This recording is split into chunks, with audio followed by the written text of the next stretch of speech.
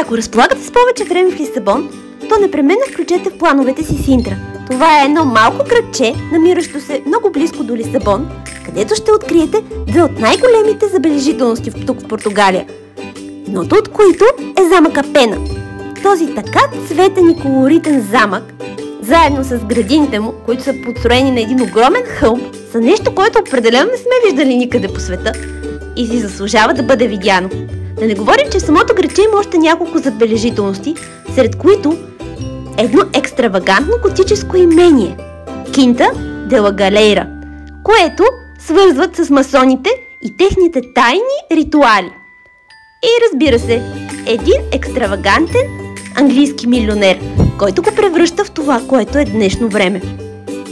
А ако се интересувате какво още може да видите в Португалия, то вижте в канала ни в YouTube.